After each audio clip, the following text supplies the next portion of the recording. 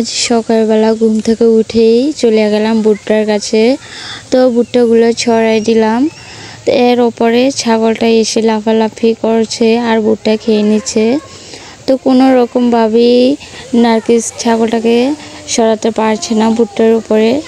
তো বলতেছে যে আপু এটা দেখেন কতগুলো ভুট্টা খেয়ে নিচ্ছে। আসসালামু আলাইকুম, আপনারা সবাই কেমন আছেন?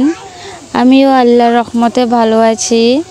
আমার ভিডিওটি কাছে কিংবা দূরে, দেশ কিংবা দেশের বাহিরে যারা দেখছেন তাদেরকে অসংখ্য ধন্যবাদ। এদিকে মেজো কাকার ছাগলগুলো কত সুন্দর, মাশাআল্লাহ। আমি একটু ভিডিও করে নিলাম। আর পেঁপে গাছে দেখতে পেলাম পেঁপেগুলো ধরে আছে।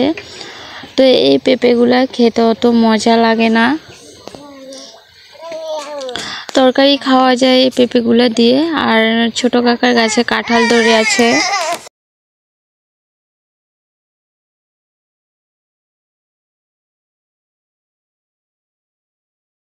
আমি চলে আসলাম মাঠের দিকে।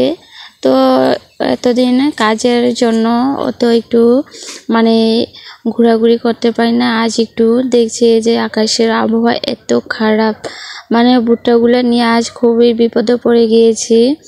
তো ঘুরে ঘুরে দেখছি আকাশের অবস্থাটা কেমন। তো অনেক খারাপ ছিল। একটু পরপরই ভুট্টাগুলো ছড়াচ্ছি, আবার তুবাই নিচ্ছি। তো এই দিনে ভুট্টা খুবই কষ্ট শুকাতে। কিছুক্ষণ পরপর রোদ উঠে আর বৃষ্টি নামে। আমার ভিডিওটি যদি ইউটিউব চ্যানেল থেকে দেখে থাকেন প্লিজ সাবস্ক্রাইব করে পাশে থাকবেন। আর পুরাতন আপু ভাইদেরকে অসংখ্য ধন্যবাদ। যদি ফেসবুক পেজ থেকে দেখে থাকেন ফলো দিয়ে পাশে থাকবেন।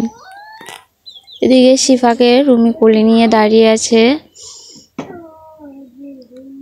ছোট কাকার মেয়ে টাকির পোনা নিয়ে আসছে। অনেক বছর পরে টাকি পোনাগুলো দেখতে পেলাম। এগুলো ভুনা করে খেতে ভীষণ মজা লাগে। আজকে ভিডিও পর্যন্ত, আল্লাহ হাফেজ।